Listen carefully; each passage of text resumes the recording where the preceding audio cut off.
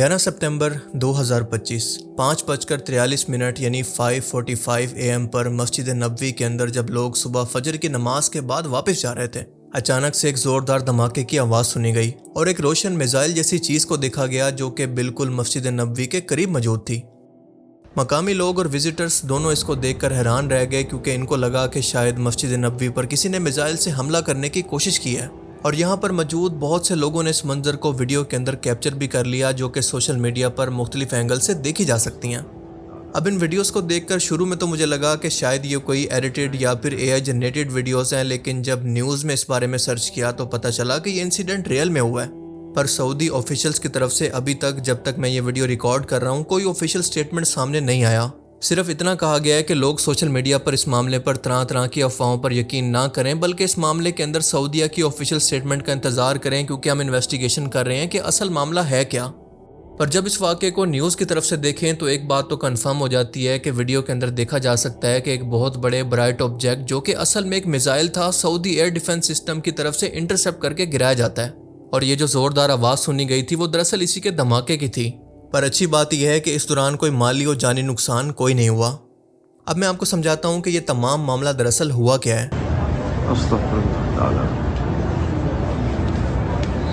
Missile अभी कुछ दिन पहले यानी 9 सितंबर को जब इसराइल ने F-35 फाइटर जेट्स की मदद से दोहा कतर के अंदर एक बिल्डिंग को टारगेट किया जिसके अंदर इसके मुताबिक हमास के लीडर मौजूद थे और कतर हमास की सपोर्ट कर रहा था।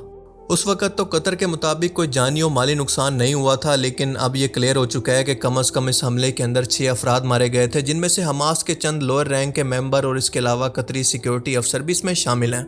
सीनियर रहनुमा मसलन खालिद अल मशल और इसके अलावा खलील अल हलिया इसके अंदर महफूज रहे। इसराइल के पर हमलों के हवाले से कि हमास ज़राए के मुताबिक इसराइली हमले में हमास का कोई रुकन हलाक नहीं हुआ है। इसराइल के कतर के दारुल हुकूमत दोहा में फ़िज़ाई हमले और हमास रहनुमा खलील अल हया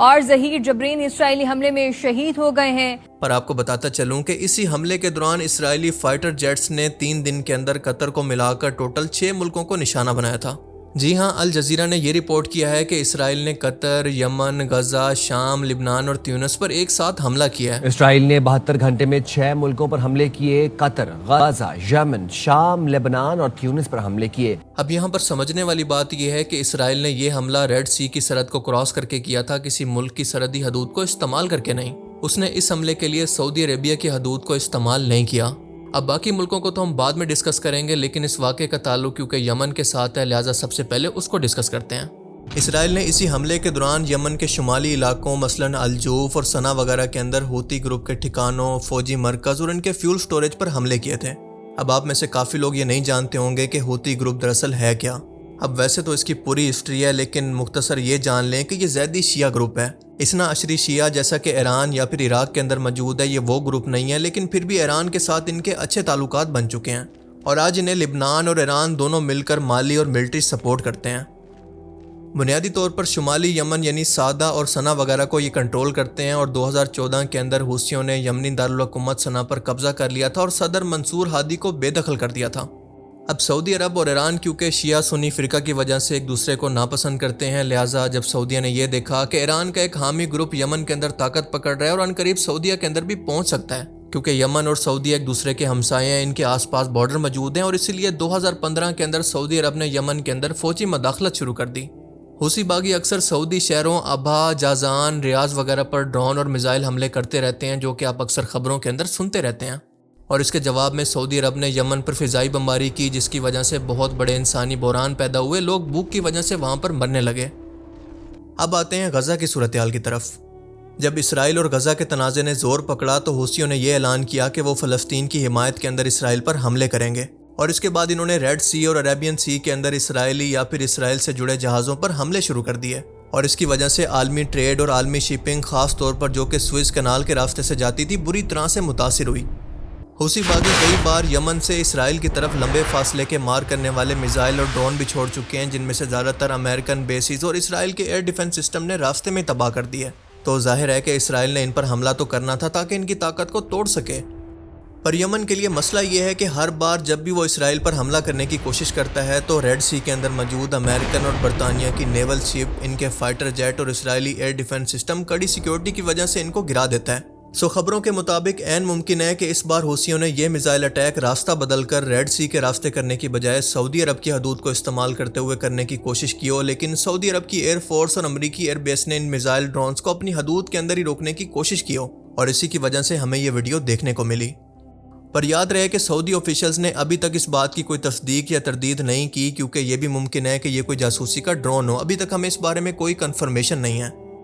اب دیکھیں، میں اس معاملے پر صرف سعودی عربیہ کو بلیم نہیں کر سکتا، کیونکہ آپ جانتے ہیں کہ اسرائیل کے معاملے پر پوری امت بے حسی کا مظاہرہ کر رہی ہے، نہ کہ صرف سعودی عربیہ۔ اور دوسری بات یہ ہے کہ سعودی عربیہ پہلے ہی یمن کی جنگ سے تھک چکا ہے، اب وہ مزید نہیں چاہتا کہ اسرائیل اور حوثیوں کی لڑائی کے اندر اس کو بھی گھسیٹا جائے، کیونکہ اگر وہ ایسا کرتا ہے اور حوثیوں کو اپنی فضائی حدود استعمال کرنے دیتا ہے تو اسرائیل اس کو بھی اپنا دشمن سمجھ کر اس جنگ کے اندر گھسیٹ سکتا ہے، اور پوری مسلم دنیا نے کچھ بھی نہیں کرنا سوائے مذمت کے، جو کہ قطر کے معاملے پر بھی کیا۔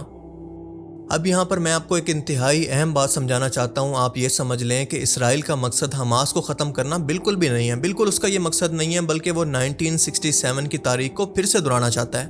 5 سے لے کر 10 جون 1967 کو 6 دن کی جنگ کے اندر اسرائیل نے مصر، اردن اور شام کو ایک ساتھ شکست دی تھی۔ اس جنگ کے اندر عراق، سعودی عربیہ، کویت، الجزائر اور سوڈان وغیرہ نے بھی فوجی یونٹ اور امداد بھیجی تھی، لیکن پھر بھی اسرائیل نے امریکہ کی مدد سے سب کو ہرا دیا۔ اور اس کے بعد مصر کی غزہ پٹی، مشرقی یروشلم اور مغربی کنارے یعنی ویسٹ بینک جو کہ اردن کا علاقہ ہے، اور اس کے علاوہ گولان ہائٹس جو کہ شام کا علاقہ ہے، اس پر قبضہ کر لیا تھا۔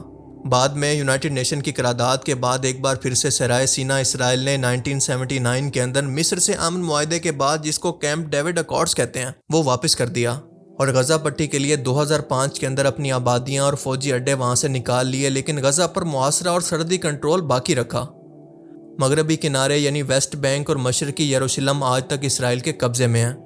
اور شام کے گولان ہائٹس کو 1981 کے اندر اس نے اپنا قانونی حصہ قرار دیا، لیکن دنیا نے اس کو تسلیم نہیں کیا، اور اب ریسنٹلی شام کی حکومت کا تختہ الٹنے کے بعد اب وہ اس پر بھی قبضہ کر چکا ہے، اور اب وہ اسی تاریخ کو دوبارہ سے دہرا کر تمام مسلم ملکوں کو ایک ساتھ اکٹھا کر کے ایک ہی جھٹکے کے اندر گریٹر اسرائیل بنانا چاہتا ہے، کیونکہ اس سے بہتر موقع اس کو دوبارہ کبھی نہیں ملے گا جب امت مسلمہ ڈیوائیڈ اینڈ رول کے ذریعے بالکل تقسیم ہو چکی ہے۔ بڑے بڑے اور طاقتور مسلم ملکوں کی بات کریں تو سعودی عرب یمن سے لڑ رہا ہے، ترکی اور ایران کو پسند نہیں کرتا، ایران سعودیہ کو پسند نہیں کرتا، پاکستان امریکہ کا اتحادی ہے، سب اپنے اپنے مسئلوں میں پھنسے ہوئے ہیں، اور ایسی صورتحال کے اندر صرف واحد راستہ ایک ہی ہے کہ یونٹی، مسلم امت کا اتحاد، فرقہ واریت اور نسل پرستی سے ہٹ کر ایک ہو جانا۔ جیسے اللہ کے نبی ہمیں ایک امت بنا کر گئے تھے، لیکن بعد میں ہم نے فرقے بنا کر اپنی نفرت کے اندر، اپنے مفادات کے اندر ایک دوسرے کو تقسیم کر دیا، اور اس مقصد کو حاصل کرنے کے لیے ہمیں سب سے پہلے مسلمان بننا ہوگا، اور اس کے بعد اپنے قومی مفادات، طاقت کی سیاست اور بیرونی مداخلت کو ختم کرنا ہوگا۔ پاکستان اور دیگر نیوٹرل ریاستیں جیسا کہ ترکی، ملائیشیا وغیرہ ان دو بڑے ملکوں یعنی سعودیہ اور ایران کے اندر ثالثی کا کردار ادا کر سکتی ہیں، اور اس وقت ان کے پاس ویسے بھی OIC کا ایک مضبوط ادارہ موجود ہے جس کو صرف ری اسٹرکچر کرنے کی دیر ہے، اسی کو استعمال کر کے مسلم ملکوں کو متحد کیا جا سکتا ہے۔ اب میں اس معاملے پر بالکل نا امید نہیں ہوں، کیونکہ مجھے امید ہے کہ شاید قطر پر حالیہ حملے کے بعد مسلم دنیا کو جو جھٹکا لگا ہے، ان کو اس غفلت سے جگا دینے کے لیے کافی ہوگا، اور یہ تمام مسلم ملک اکٹھے ہو کر اپنا ایک مضبوط اتحاد قائم کریں گے، جیسا کہ ابھی دیکھا بھی گیا ہے۔ پاکستان، ترکی، ایران اور سعودی عربیہ جیسے بڑے بڑے ملکوں نے قطر پر اس حملے کو کنڈیم کرتے ہوئے ان کے ساتھ کھڑا ہونے کا اور ان کی ہر طرح کی مدد کرنے کا اعلان کیا ہے۔ اور دوسری بات یہ ہے کہ یہ 1967 نہیں ہے بلکہ 2025 ہے، جب پاکستان ایک نیوکلیر اسٹیٹ ہے، اور اس کے علاوہ دنیا کے بڑے بڑے مسلم ملک اپنے آپ کو اتنا مضبوط کر چکے ہیں کہ اسرائیل کو صفحہ ہستی سے مٹا سکتے ہیں، جس کا ایک ڈیمو آپ نے ایران اور اسرائیل کی حالیہ جنگ کے بعد دیکھ بھی لیا ہے، اور اس لیے انشاءاللہ آنے والے وقت کے اندر کچھ اچھا ہونے کی امید ہے۔ اللہ تعالیٰ سے دعا ہے کہ وہ ہمیں سمجھنے کی اور نیک عمل کرنے کی توفیق عطا فرمائے، آمین۔